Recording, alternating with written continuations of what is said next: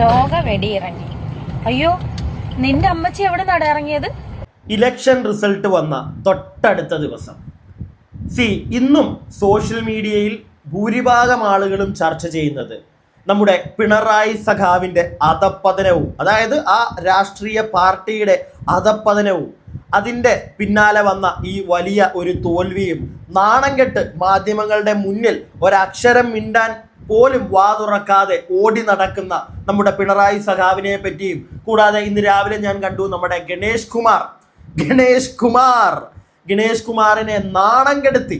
അതായത് ഈ നമ്മുടെ ഡ്രൈവിംഗ് സ്കൂൾ ഉടമകളൊക്കെ പായസമൊക്കെ വിളമ്പി കൊടുക്കുക, ആഘോഷിക്കുക ഇന്ന് രാവിലെ. അങ്ങനെ കമ്മ്യൂണിസ്റ്റ് പാർട്ടിയിലെ ഓരോ നേതാവിൻ്റെയും തോൽവി ജനങ്ങൾ ആഘോഷിക്കുന്നത് ഇന്നും സോഷ്യൽ മീഡിയയിൽ കത്തിക്കയറിക്കൊണ്ടിരിക്കുകയാണ്. ഇതിൻ്റെ ഇടയിൽ കൂടെ എന്തിനാടാ നീ രേണു ചുതിയെ പിടിച്ചിറക്കുന്നത് എന്ന് ചില ആളുകൾ ചോദിച്ചേക്കാം. അവരോടാണ്, താല്പര്യമുള്ളവർ മാത്രം കണ്ടാൽ മതി കേട്ടോ. ഞാൻ ഒരിക്കലും ഒരാളെയും ഈ കോണ്ടന്റ് കാണാൻ നിർബന്ധിക്കില്ല. കാരണം ഇത് കംപ്ലീറ്റ്ലി കോണ്ടന്റ് ആണ് എനിക്ക്, അല്ലാതെ അതിൻ്റെ അപ്പുറത്തേക്ക് ഒന്നുമില്ല. രേണു സുധി എന്ന് പറയുന്ന ആ വ്യക്തിയോട് ദേഷ്യമോ അല്ലെങ്കിൽ സ്നേഹമോ അതുകൊണ്ടൊന്നും അല്ല ചെയ്യുന്നത്. പ്യുവർലി കോണ്ടന്റ്, അതല്ലാതെ വേറൊന്നുമില്ല.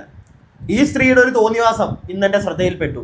മിണ്ടാതിരിക്കേണ്ട കാര്യമുണ്ടെന്ന് എനിക്ക് തോന്നിയില്ല, അത് കഴിഞ്ഞിട്ട് രാഷ്ട്രീയത്തിലേക്ക് വീണ്ടും ചെല്ലാം. ഇന്നലെ വൈകുന്നേരവും ഞാനൊരു വീഡിയോ ഇട്ടിട്ടുണ്ടായിരുന്നു. എൻ്റെ രാഷ്ട്രീയപരമായിട്ടുള്ള വീഡിയോകൾ കാണുന്ന ആരെങ്കിലും ഒക്കെ ഇപ്പോൾ ഇത് കാണുന്നുണ്ടെങ്കിൽ ആ വീഡിയോ ഒന്ന് പോയി കാണുക. ഇന്നലെ രാത്രിയിലിട്ട വീഡിയോ ഇത് നിങ്ങൾ കാണണ്ട. ഇത് രേണു സുധി വിഷയം ചർച്ച ചെയ്യുമ്പോൾ കാണാൻ വരുന്ന സ്ഥിരം പ്രേക്ഷകരുണ്ട്, അവർക്ക് വേണ്ടി മാത്രമുള്ള വീഡിയോ ആണ്. പ്രിയപ്പെട്ടവരെ, കുറച്ചുണ്ടേ പറയാനായിട്ട്.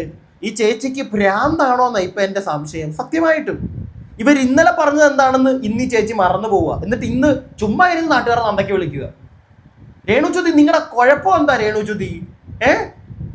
തീരാറായി കേട്ടോ, ഏതാണ്ടൊക്കെ തീർന്നു തുടങ്ങി രേണുസുതി, അത് മനസ്സിലാക്കിക്കോ. ഏതാണ്ടൊക്കെ തീരാറായി. വലിയ റീച്ച് ഒന്നും ഇപ്പൊ കിട്ടുന്നില്ല. നിങ്ങളെ വീഡിയോയ്ക്കും നിങ്ങളെ പറ്റി സംസാരിക്കുന്ന വീഡിയോകൾക്കും പഴയ പോലെ റീച്ചില്ല.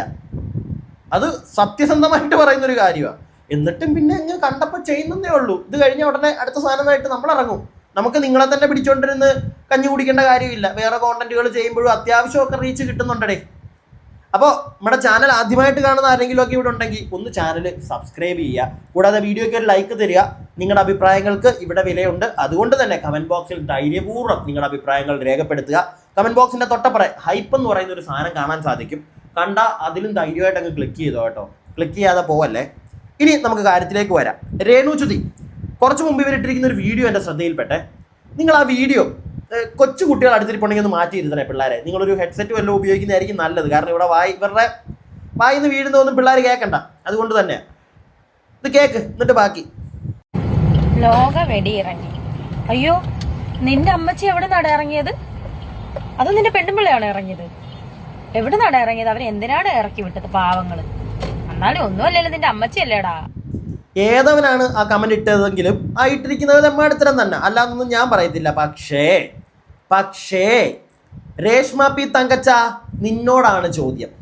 ഈ കഴിഞ്ഞ ദിവസം ഓൺലൈൻ മീഡിയക്കാരുടെ ഫ്രണ്ടിൽ നിന്ന് നീ പറഞ്ഞൊരു ഡയലോഗുണ്ട്.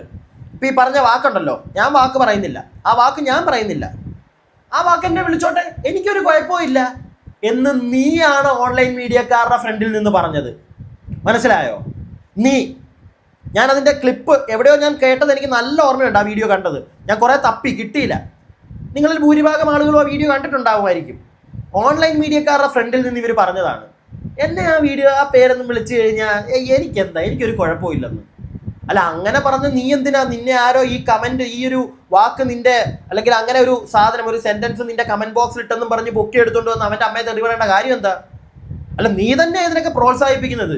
എന്നെ വിളിച്ചോട്ടെ, എനിക്ക് കുഴപ്പമില്ല എന്ന് നീ തന്നെ പറഞ്ഞിട്ട് ആരെങ്കിലും വിളിക്കുമ്പോൾ പിന്നെ അവരുടെ വീട്ടിൽ ഇരിക്കുന്നവരെ പറയാൻ പോവുക. നാണം ഉണ്ടോ സ്ത്രീയെ? നാണം ഉണ്ടോ? കണ്ടന്റിന് വേണ്ടി നീ ഞങ്ങളോട് ചോദിക്കാറുണ്ടല്ലോ, നിന്നെ എടുത്ത് റിയാക്ട് ചെയ്യുന്ന ആളുകളോട് ചോദിക്കാറുണ്ടല്ലോ, അവർ അറി മേടിക്കാൻ വേണ്ടിയല്ലേ? അവർ അറി മേടിക്കട്ടെ, അവരെ പറ്റി റിയാക്ഷൻകാരെ പറ്റി പറയുന്നത് അറി മേടിക്കട്ടെ എന്ന്. അത് ഞങ്ങൾ അരി മേടിക്കുക.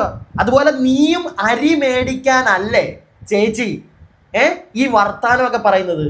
ഈ ഡബിൾ ഡാഡി സിൻഡ്രോം എന്ന് പറയും ആ സാധനം നീ ചെയ്യുന്നത്. ഇന്നൊരു സാധനം പറയും, നാളെ അത് മാറ്റി പറയും. ഇന്ന് പറയും വിളിച്ചോ എന്നെ എത്ര വേണമെങ്കിലും വിളിച്ചോ, നാളെ ആരെങ്കിലും വിളിച്ചു കഴിഞ്ഞാൽ പിന്നെ അവൻ്റെ അമ്മയ്ക്ക് വിളിക്കുക. നാണമില്ലേ നിനക്ക്? എനിക്ക് അത്ര ചോദിക്കാനുള്ളൂ. എവിടെയെങ്കിലും ഒരിടത്ത് നീ ഉറച്ചു നിൽക്ക്.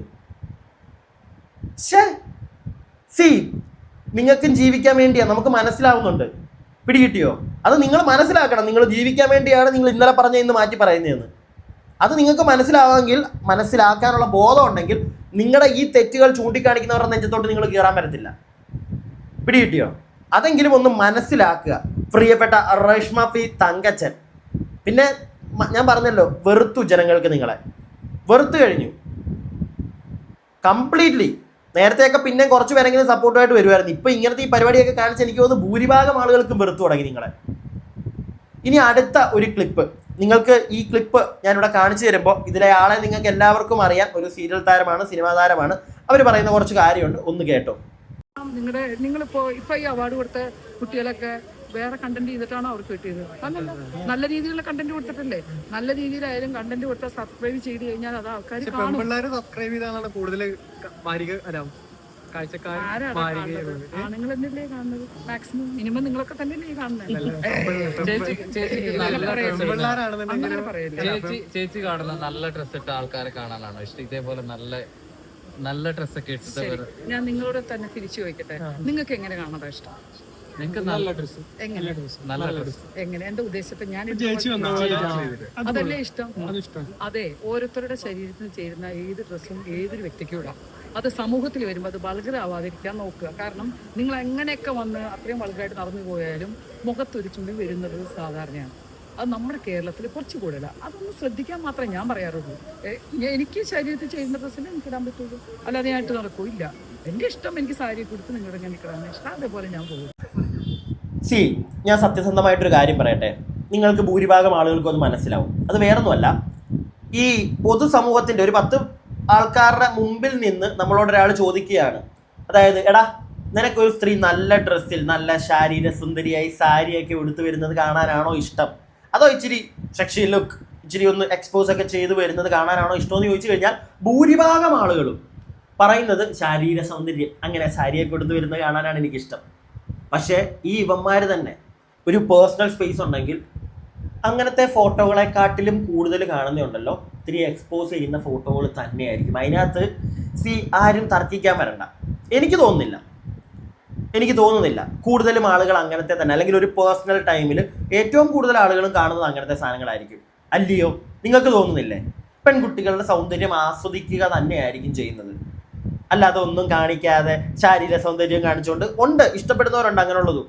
പക്ഷെ ഭൂരിഭാഗവും ഇങ്ങനെ തന്നെ ആയിരിക്കും. ഇവിടെ ഈ സബ്സ്ക്രിപ്ഷൻ പരിപാടി രേണുവിൻ്റെ ഉൾപ്പെടെ കാണാൻ ആളുകളുണ്ട്, മനസ്സിലായോ? അതുകൊണ്ടാണ് അവരത് വെച്ചോണ്ടിരിക്കുന്നത്. ഇപ്പോഴും കാണാൻ ആളുകളുണ്ട്. അവരുടെ നോർമൽ വീഡിയോയ്ക്ക് കിട്ടുന്ന വ്യൂസിനെക്കാട്ടിലും കൂടുതലായിരിക്കാം ചിലപ്പോൾ അവർക്ക് മറ്റേ സബ്സ്ക്രിപ്ഷനിലൊക്കെ വരുന്നത്. ഇല്ലെങ്കിൽ ആ വീഡിയോകൾ അവിടുന്ന് സ്ക്രീൻഷോട്ട് എടുത്ത് റെക്കോർഡ് ചെയ്ത് പുറത്ത് വിടുമ്പോൾ അതിന് കിട്ടുന്ന വ്യൂസ് സാധാരണ ഇവരിടുന്നതിനെക്കാട്ടിലും കൂടുതൽ വ്യൂസ് കിട്ടുന്നുണ്ടായിരിക്കും. അതിലൊന്നും നമുക്ക് ആരെ കുറ്റം, ഞാൻ പറഞ്ഞല്ലോ, നേരത്തെ പറഞ്ഞല്ലോ, സ്ത്രീ അവർ കാശുണ്ടാക്കട്ടെ, അവരെങ്ങനെയാണെന്ന് വെച്ച് കഴിഞ്ഞാൽ കാശുണ്ടായിക്കോട്ടെ. പക്ഷേ ഈ പൊട്ടന്മാരാക്കാൻ നിൽക്കരുത് ജനങ്ങളെ. അത് കാണുമ്പോഴാണ് നമുക്ക് കുരു പൊട്ടുന്നത്, നമ്മൾ തിരിച്ച് വല്ലതൊക്കെ വിളിച്ച് പറയുന്നത്, അല്ലെങ്കിൽ ചൂണ്ടിക്കാണിക്കുന്നത്, സ്ത്രീയെ നിങ്ങൾ ഈ കാണിക്കുന്നത് തോന്നിവാസമല്ലേ എന്നുള്ളൊരു കാര്യം ചോദിക്കുന്നത്. അടുത്ത ഒരു ക്ലിപ്പ് കണ്ടോ. പൊതുവെ ഒരു സംസാരമുണ്ട്, രേണുവിനോട് ചാറ്റ് ചെയ്ത് രേണുവിനെ കൊണ്ട് എന്ത് ചെയ്യിപ്പിക്കാം എന്നുള്ളൊരു ടോക്ക് പൊതുവെ നടക്കുന്നുണ്ട്. അതിനെ കുറിച്ച് എന്താണ് രേണുവിന് പറയുന്നത്? അല്ല, ഏത് രീതിയിലാണ് രേണുവിനെ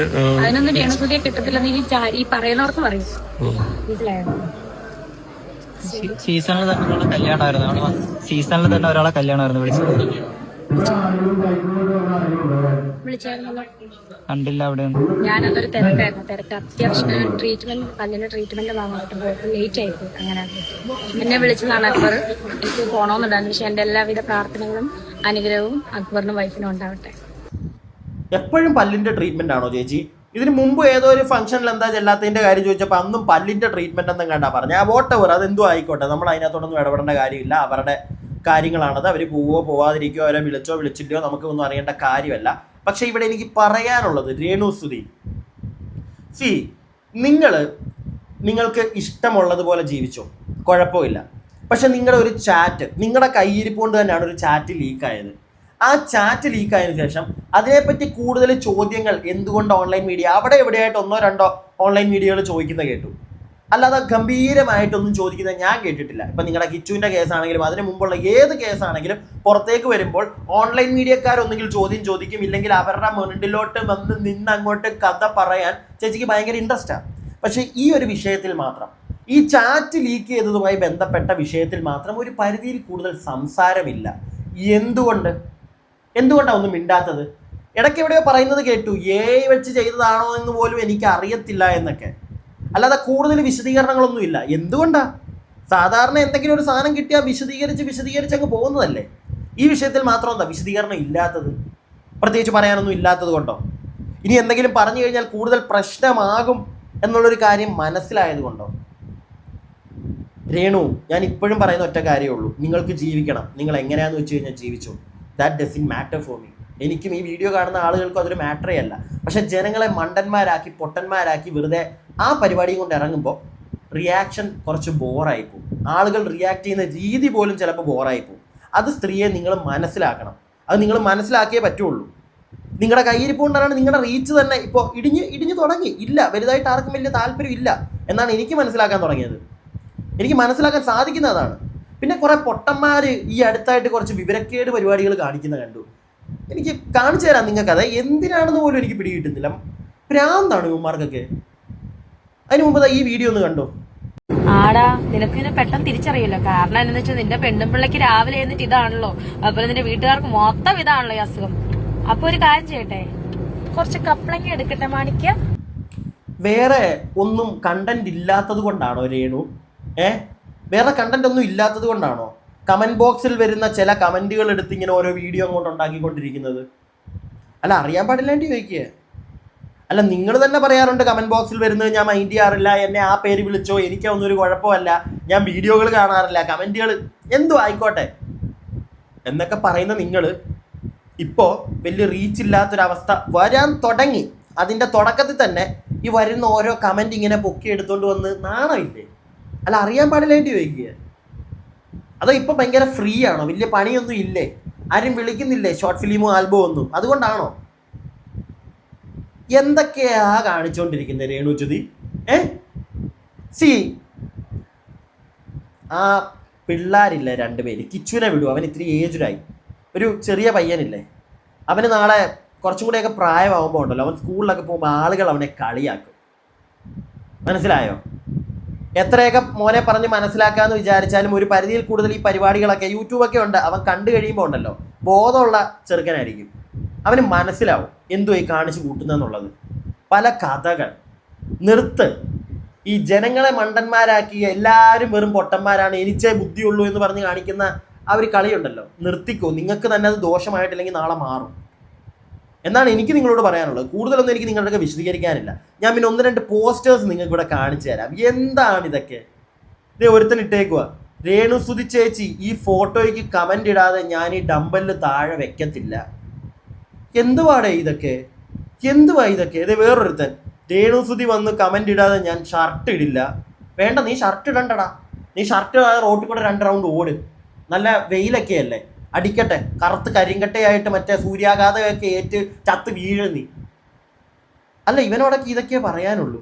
ഇത് അടുത്തൊരെണ്ണം, എന്തോ രേണുസുതി ചേച്ചി ഈ ഫോട്ടോയ്ക്ക് കമന്റ് ഇടാതെ ഞാൻ ഇവിടെ താഴെ ഇറക്കില്ല. എന്തുവാടേ ഇതൊക്കെ? അല്ല, എന്തുവാ ഇതൊക്കെ? ഭ്രാന്താണോ? നാട്ടുകാർക്ക് ഭ്രാന്തായതാണോ അതോ എനിക്ക് ഭ്രാന്തായതാണോ അതോ വീഡിയോ കാണുന്ന നിങ്ങൾക്ക് ഭ്രാന്തായതാണോ? എന്തോ ഈ കാണിക്കുന്നതൊക്കെ? രേണുസുതി ചേച്ചി ഈ ഫോട്ടോയ്ക്ക് കമന്റ് ഇടാതെ ഞാനിവിടെ താഴെ ഇറക്കത്തില്ലെന്ന്. ഇതൊക്കെ വേറൊരു കേസ് പറയണ്ട. മെയിൻ ഒരു കാര്യം എന്താണെന്ന് വെച്ച് കഴിഞ്ഞാൽ ഇതൊക്കെ രേണുസുതി എടുത്ത് ഷെയർ ചെയ്യുന്നുണ്ടെന്നുള്ള കാര്യമാണ്. ഇതൊക്കെ രേണുസുതി എടുത്ത് ഷെയർ ചെയ്യുന്നുണ്ട്. ഈ കാണിക്കുന്നവർക്കും പ്രത്യേകിച്ച് വേറെ പണിയില്ല, രേണുസുതിക്കും വേറെ പ്രത്യേകിച്ച് പണിയില്ല. അതാണ് ഇതിനകത്തുനിന്നൊക്കെ എനിക്ക് മനസ്സിലാക്കാൻ പറ്റുന്നത്, വേറെ ഒന്നുമല്ല. അതൊക്കെ എനിക്ക് മനസ്സിലാവുന്നത്. ഇല്ലെങ്കിൽ ഇതുപോലത്തെ തൊലിഞ്ഞ സാധനമൊക്കെ എടുത്ത് ഈ ആരെങ്കിലും ഷെയർ ചെയ്യാനിരിക്കുമോ? അടുത്തൊരെണ്ണം, രേണുസുതി വന്ന് കമന്റ് ഇടാതെ ഞാൻ ഈ കണ്ണട ഊരില്ലെന്ന്. എന്തുവാ പ്രിയപ്പെട്ടവരെ നിങ്ങൾക്ക് ഇവരോടൊക്കെ പറയാനുള്ളത്? രേണുസുതിയോടൊന്നും പറയണ്ട, വിട്ടേക്ക്. പറഞ്ഞിട്ട് കാര്യമില്ല. 1.5 കൊല്ലമായിട്ട് നമ്മൾ പറയുന്നുണ്ടല്ലോ വീട്. ഇതുപോലുള്ള ഐറ്റങ്ങളോടൊക്കെ എന്താ നിങ്ങൾക്ക് പറയാനുള്ളത്? എന്തോ ഈ കാണുന്നതൊക്കെ? താഴെ കമന്റ് ബോക്സിൽ പറ്റിയൊന്നും പറ കേട്ടോ. ഞാൻ എൻ്റെ അഭിപ്രായങ്ങൾ പെട്ടെന്ന് തന്നെ പറഞ്ഞു നിർത്തി. ഇവിടെ കൂടുതൽ എനിക്ക് പറയാൻ വയ്യ ഇതിനോടൊക്കെ. ചാട്ടവാറിനടിക്കണമെന്ന് എനിക്ക് വേറെ. എടാ ഇതൊക്കെ എന്തുവാണ്? മറ്റേ ആ ഒരു പെണ്ണിനെ എടുത്ത് തോള വെച്ചോണ്ടിരിക്കുന്ന ഭ്രാന്താണോ ചേട്ടാ നിനക്കൊക്കെ? ഇങ്ങനെയുണ്ടോ ആൾക്കാർ? അതിന് മാത്രം ആരെ ഈ രേണുചുതി എനിക്കറിഞ്ഞൂടാ. ഞാൻ എൻ്റെ അഭിപ്രായം പറഞ്ഞതേ ഉള്ളൂ, വേറെ ഒന്നുമില്ല. നിങ്ങളുടെ അഭിപ്രായങ്ങൾ താഴെ കമന്റ് ബോക്സിൽ. അടുത്ത വീഡിയോ ആയിട്ട് നമുക്ക് എത്രയും പെട്ടെന്ന് കാണാം. അടുത്ത വീഡിയോ ആയിട്ട് കാണുന്നവരേക്കും stay tuned and stay weird. അടുത്തത് രേണുസുതി ആയിരിക്കത്തില്ലേ, രാഷ്ട്രീയപരമായിരിക്കുവേ. അതും കൂടെയൊക്കെ ഒന്ന് കാണണേ, ഈ മുതലിന്റെ മാത്രം കണ്ടോണ്ടിരിക്കാതെ. അത്രേ എനിക്ക് പറയാനുള്ളൂ.